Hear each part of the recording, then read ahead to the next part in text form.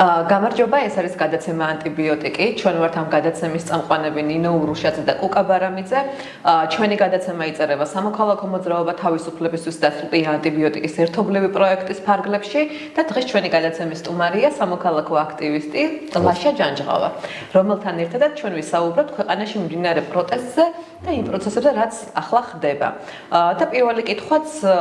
შეეხება ამას, ლაშა, თქვენი აზრით, ანუ რა საფრთხეების წინაშე ვდგავართ და რა ხდება დღეს ჩვენს ქვეყანაში, თქვენეული ხედვა რომ გაგვიზიაროთ ამის? პირველში მოგისალმებით, ძალიან მიხარია ოზურგეთში ყოფნა, პირველად ვარ ქალაქში და მართლა შტაბ-ჭრილობის ქვეშ ვარ, ძალიან მომეწონა. ძალიან მიხარია. ქალაქი და ვიმედოვნებ, რომ ხშირად გესტუმრებით. ხო, რაც შეეხება პრობლემას, რაც საქართველოში ტრიალებს, ქართული ოცნების სახით არის, რა ვიცი, ფესვ გამდგარი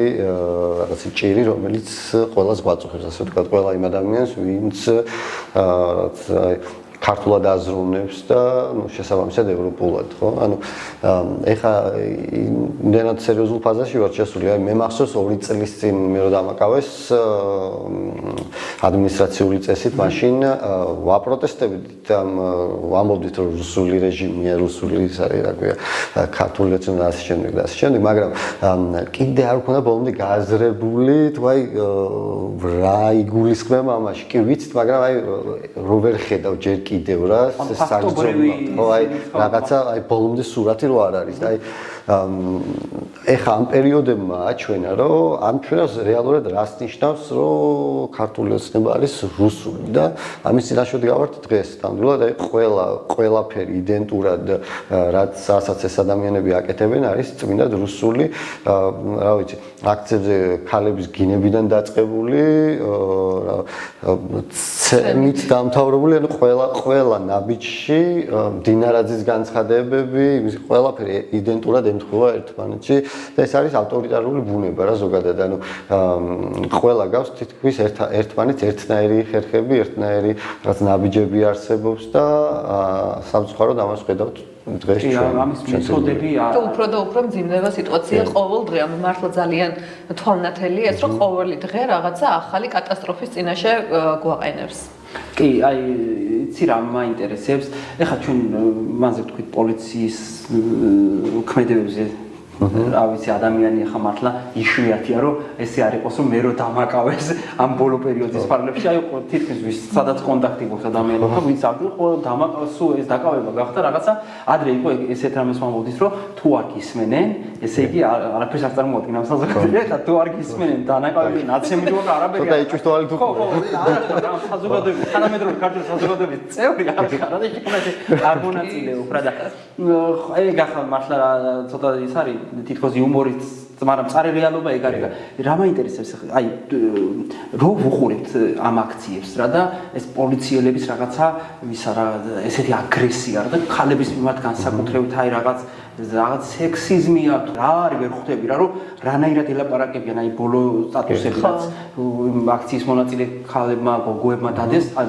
რა სიტყვებით მიმართავენ და სულ რაღაცა იმაზე დადის რაღაც აი რა ძალიან ამას რძენი, ანუ არც ვერც გაიმეორებ და ვერც იმაში შეხედავ, აი მაგალითად კაცი, ქართველი კაცი ან რაღაცა არაფერში არ ჩნდება ეგ რა და მეორეს მხრივ არის რომ პოლიციელი გმირია და ესე შემდეგ და თითქოს არ გვინდა ჩვენ დავიჯეროთ რომ ისა რა ქვია ამ პოლიციელები ესენი არ არიან პოლიციელები და ამ სისტემას და ეს რეალურად არ ხდება ჩვენს ამ პოლიციურ სისტემაში და მე მგონია რომ ეგ სინამდვილეში არ არის მასე რა ზუსტადაც ეგ ხდება და ეგენი არიან აი თქვენ როგორ უყურებთ ამას ანუ ამ პოლიციურ რეჟიმში ვინც არ უნდა იყოს იქ ჩას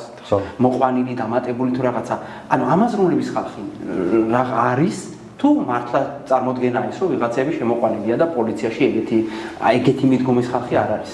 მე ვფიქრობ რომ ისეთი გარემო შექმნეს რომ იქ ვინც არის უკვე პოლიციელი უწევს ან რავი ეგეთი გახდა ან ასე შემდეგ იმიტომ რომ მართლაც თუ პოლიციელი გმირია იმან უნდა დაგვიმტკიცოს რომ გმირია იმიტომ რომ ისეთი ფონია რომ მე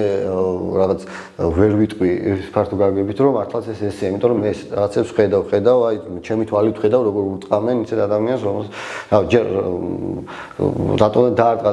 სახელმწიფო მსხვერპლი ადამიანი შეიძლება დააკავონ რაღაც თუ დაიჯერა ხო დარტყმა ეს ქუჩაში ხო არ ხულიგნური ის ხო არ არის რა და თუ არსებობს კარგი პოლიციელი საქართველოში, მან უნდა გვაჩვენოს თავის აქციელით, რომ ნამდვილად კარგია და გამონაკლისია, ასე ვთქვათ, ხო? რასაც ძალიან იშვიათად ხედავთ ჩვენ გარშემო, მიუხედავად იმისა, რომ მე ყველაზე დიდ პატივს პოლიციის მუნდირს ზოგადად და რა ვიცი, მთელი ჩვენი სამოქალაქო საზოგადოება და აქტივისტები და ასე მთელი ამ წლების განმავლობაში იმ რაღაც შერცხვენილი, რაღაც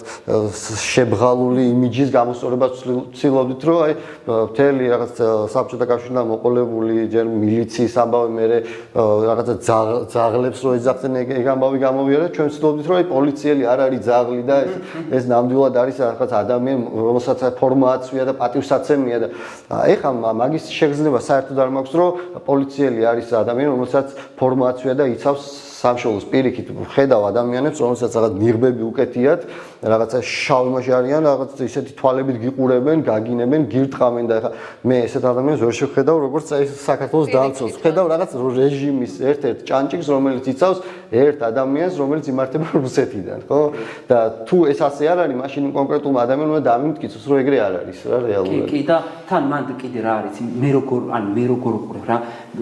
მე რაც მეზიზღება აი სული ამ სიტყვის მნიშვნელობით იმ ჯგუფში რომელსაც თავს სახელმწიფო ჯგუფს უწოდებდა და რადაც მათ სახელმწიფოს იდეა აქციეს ხო აი სახელმწიფოში რაც მეზიზღება ხო იმის განსხეულება დგას ეს პოლიციელი ახან რაც მეზიზღება როგორი ვიზუალითაც წარმომიდგენია და როგორი გამოვლენებითაც წარმომიდგენია ეგ დგას ეგ ხალხი აქ და ეგ მართლა არ არის რომ ვიღაცამ შექმნა რა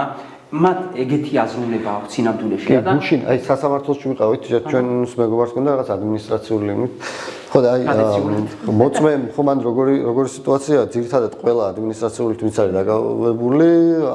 აკავებენ დაუმორჩილებლობა და ასე შემდეგ რა ეს ორი მუხლი არის ძირითადად ხო და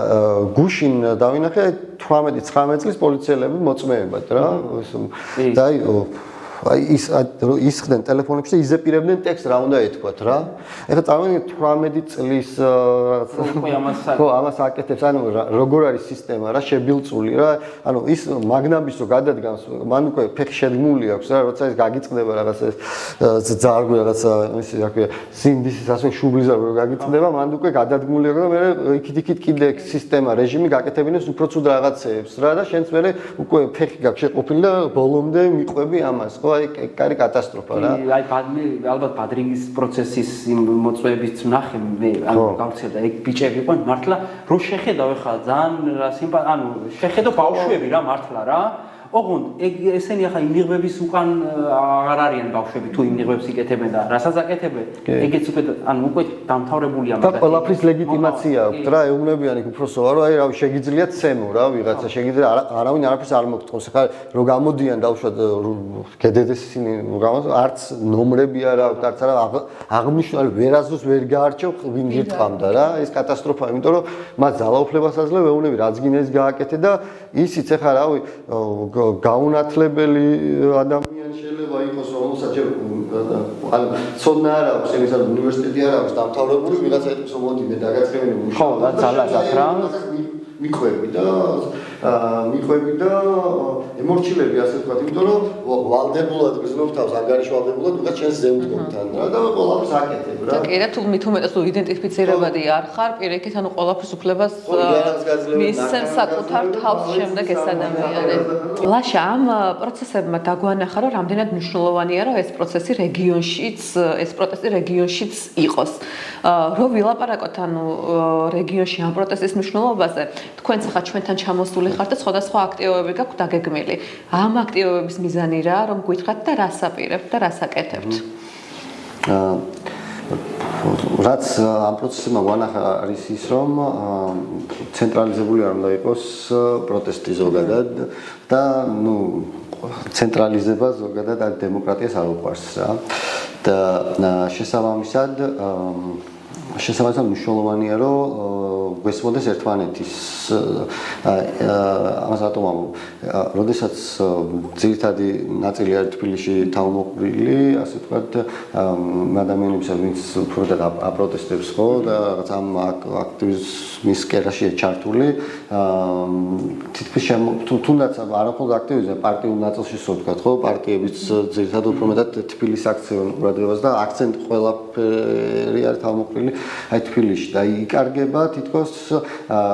რაღაცა ხიდი რეგიონსა და დედაქალაქს შორის რა რაღაცა ბმა არ არის ეს ბმა არ არის ხოლმე რაღაცა გეოგრაფიული იმაზე კი არა ამდანოს საუბარია რაღაცა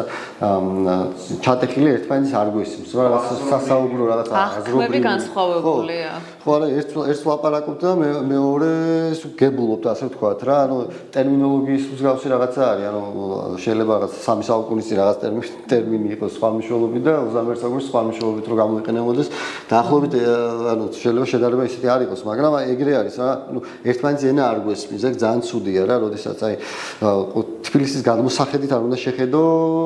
ყველაფერს ანუ ყველა ის კი არა კონკრეტულ რეგიონს თავისი ინდივიდუალური სპეციფიკური რაღაც მახასიათებლები აქვს სხვა მიდგომები სხვა საჭიროებები სხვა მიზანი შეიძლება ქონდეს კონკრეტულ სიტუაციაში და ამიტომ ძალიან მნიშვნელოვანია რომ ეს ესე დაიყოს და ჩვენ თბილისიდან კი არ ურჩიოს ვიღაცამ რომ მოდი ჯობია ეს გააგოს არამედ პირიქით რეგიონის ხმა უფრო მეტად უნდა გავიგოთ ჩვენ იმიტომ რომ მაგალითად მე რომელიც თბილისში ვარ და ვაპროტესტებ ასე ვთქვათ ხო და მან მონაწილეობა ამ აქტივიზმში ვერ მეწოდინება მაგალითად ოზურგეთში რა საჭიროება არის და რა მოთხოვნილება არის საზოგადოებისგან რა დაკვეთა არის ხო ამ შემთხვევაში ხო ეს უნდა წამოვიდეს რა თქვენ და თქვენ უნდა გისმენდეთ პირიქით ხო ეს ძალიან მნიშვნელოვანია თუ ამაზე შევთანხმდებით ზოგადად საზოგადოებად მეორე რიგში ანუ ზოგადად პროტესტზე ვარ გადასულები ხო უფრო ნაკლები დრო გრჩება ცნობიერების ამაღლების რაღაც კამპანიებისთვის ნაკლები დრო გრჩება რაღაც უფრო სხვა სახის აქტივიზმისთვის გადართულები ვართ ქუჩის პროტესტ ქუჩაში ვართ რა გადასულები ხო და ყველა რა ვიცი ეხლა საუბრობდით თუ დაკავებებზე რა ყველა ისტორიკოსები აქტივისტები რა ვიცი ისეთი მოაზროვნე ადამიანები ანუ ყველას შეეხო უკვე ეს და რა ისეთ ადამიანებს შეეხო ვინც მართლა ქმნიდა საქართველოს რაღაც ინტელექტუალურს რაღაც მთელ ამ ველს და მოკლედ ყველა გამოვედით ქუჩაში და ეხლა აუცილებელია რომ ყველა რეგიონში თავის სათქმელი ითქვას, მაგრამ ამავდროულად ეს არ უნდა იყოს იმდენად ინდივიდუალური რომ ერთმანეთთან კავშირი არ გქონდეს რა. ჩვენ შეგვიძლია რაღაც საერთო მესიჯები, რაღაც საერთო გზავნილები ვავრცელოთ, რაშიც ვიქნებით ცენტრალიზებული ყველა, მაგრამ სხვადასხვა ფორმით, სხვადასხვა რაღაც მიდგომებით გავაკეთოთ ეგ ინდივიდუალურად. ჩვენ ჩამოსვლის ძირითადი მიზანი მე პირადად რა ვიცი რაც თავი მახსოვს მუდმივად მინდა რომ რაღაც გასვლების და გავს საგანმანათლებლო უფრო მეტად რაღაც ცნობიერების რაღაც ამაღლების კამპანიებში მივიღო მონაწილეობა, იმიტომ რომ რაღაც ძალიან მიყვარს ეგ პროცესი რა ზოგადად და მით უმეტეს ახლა ხედავ ამის საჭიროებას რომ აუცილებლად გვჭირდება რაღაც ქსელივით შექმნა, სადაც რაღაცა რო იქნება, შევძლებთ მარტივ კომუნიკაციას ერთმანეთთან, ქალაქებთან კომუნიკაციას და ვფიქრობ რომ მნიშვნელოვანია ვიცნობდე მე პირადად იმ ადამიანებს სხვადასხვა ქალაქებში ვინც აქტიურობენ, ასევე ძალიან მაინტერესებს თვითონ რა ხდება ქალაქებში მაგალითად ოზურგეთში ძალიან მაინტერესებს განწყობები როგორია პირობითად, აგრეთვე მაინტერესებს ახალგაზრდები რას აპირებენ და სკოლის დამთავრების მერე ან აპირებენ თუ არა ისევ აქ დაბრუნებას, ძირითადად ამის პრობლემა დგას ხოლმე რეგიონში, რომ არ ბრუნდებიან ხოლმე ძირითადად, ხო? ხო და აი ეს საკითხები ძალიან მნიშვნელოვანია ჩვენ თუ ამ პროცესს შევხედავთ არის გრძელვადიანი არის რა ეს დარწმუნებული რუსული რეჟიმი ეს ოცნება რაღაც დაემხობა და ასე შემდეგ მაგრამ ამით არ თავდება ეს დემოკრატიის აშენების პროცესი ხო მე კიდევ დიდი მის წინაშე ვდგებით და შრომა სინამდვილეში ალბათ მე იწყება რა ეხლა მართლა იმაში ვარ რაღაც თავის გადარჩენის რეჟიმში ხო რეჟიმში ვარ და აი ზუსტად რა არის კიდე იცი ჩვენი მხრიდანაც რომ ერთი ის არის რომ თბილისიდან თქვათ ამ იმაში ახლა ამ პროცესში რაც ვართ ეგეთი რაღაცა დავინახეთ რომ მარტო ხო რაღაცა სხვადასხვა ჯგუფებია რა სხვა 1000 ის არის კონტაქტი და ურთიერთობა მაგრამ ყველას მნიშვნელოვანი არის რომ იმ თბილისიდანაც სჭირდებათ რომ ხედავდნენ ადამიანებს და იცნობდნენ აქ რომ იმათაც იცოდნენ რომ მარტო ეს არ არის და რეგიონსაც სჭირდება ის რომ ანუ იქ ცენტრში პროტესტის რაღაცა ცენტრში ყოფი ხალხთან კონდეს ურთიერთობა იმიტომ რომ ამათაც იცოდნენ რომ იქაც რაღაცა ეს ბმა არის და ეს უფრო შინაარსობრივად სიძლიერია მე რაღაც მეტი ერთმანეთი გვეცოდინა უბრალოდ ადამიანური გაცნობის ნაწილშიც ერთმანეთს უნდა ვიცოდეთ ჩვენ რომ თქვათ რაღაც საერთო კოორდინაციაში ან რაღაცა ვინმეს ყველას იჭერენ მართლა ეხლა და ვინმეს დაიჭერენ რომ ვიცოდეთ ვინ არის და სად და როგორ რანაირად მივეხმაროთ ხო ელემენტარულად უფრო სოლიდარულები ვიქნებით და უფრო მეტი ის გვექნება როდესაც რა ვიცი ადამიანს იცნობ უკვე და რაღაცა ერთად გაიკეთებია და ასე შემდეგ და ხო აი იმის თქმა მინდა რომ პროტესტი არ არის მხოლოდ რაღაც რუსთაველზე რა ანუ პროტესტი უნდა იყოს მთელ საქართველოში და ამისთვისაც ზუსტად ეს დეცენტრალიზაცია საჭირო რაც ახლა თემას ხავს კი და დეცენტრალიზაცია ანუ ეს პროცესი კიდე იმას აშენებს რომ იქ თვითმმართველობის ნაწილზეც მუშაობს ანუ დემოკრატია ხო დეცენტრალიზაცია მანდატის რა ზუსტად რომ ჩვენ აქ სპეციფიკა რაღაცა სხვა რაღაცებზე ვსაუბრობთ ახლა იმას აღარ მაგრამ აქ სხვა სპეციფიკა შეიძლება იყოს თქვენ რაღაც მონიციპალიტეტი კიდე აქ ბათუმში სხვა და ხო ეგ რაღაცა ერთიანობაში უნდა გვესმოდეს მოკლედ უნდა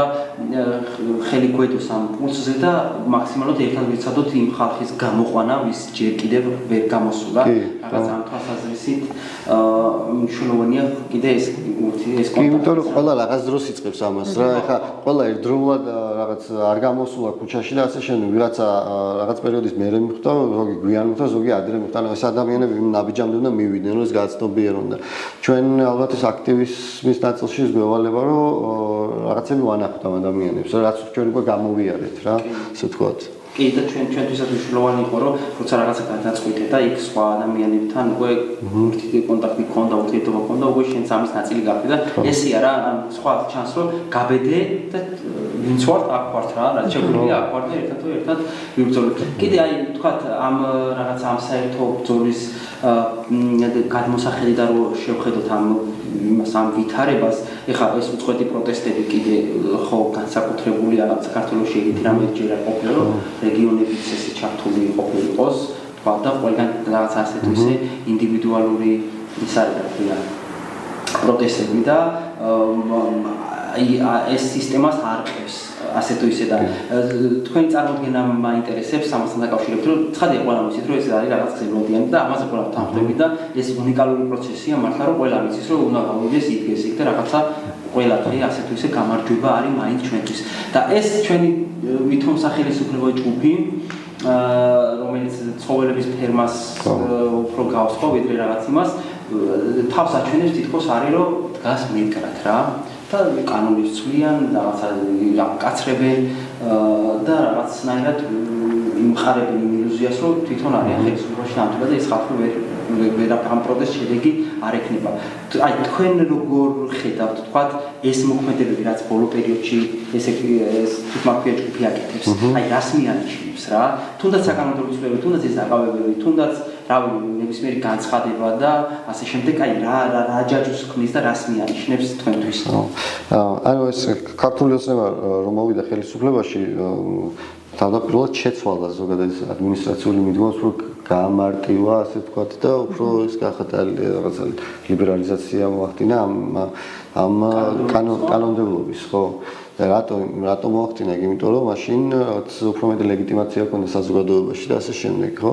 და ახლა რას ვხედავთ ყოველდღე უფრო მეტად ამკაცრებს ეგ რას ნიშნავს ეს ნიშნავს რომ მას ყველანაირი სასაუბრო ენა დაკარგული აქვს უკვე ხალხთან და იცის რომ ეს რაღაც ბმა არ არის და ცდილობს რომ რაღაცა კანონების ძალის გზით რაღაცნაირად ეს ძალაუფლება შეინარჩუნოს ანუ ეს 60 დღემდე გაზრდა ადმინისტრაციული პატრონობის არის იმდენად კოშმარი რომ აი რუსეთში და ბელარუსში ვარ ხდება ეგეთი რაღაცა ხო ახლა ამას მხოლოდ აგონიაში ყოფი რაც ბრწყალებში ხელისუფალი შეიძლება აკეთებდეს რომელსაც უკვე ყველანაირ ბერკეტი დაკარგული აქვს და არ იცის რა გააკეთოს რეალურად. რაღაც შეიძლება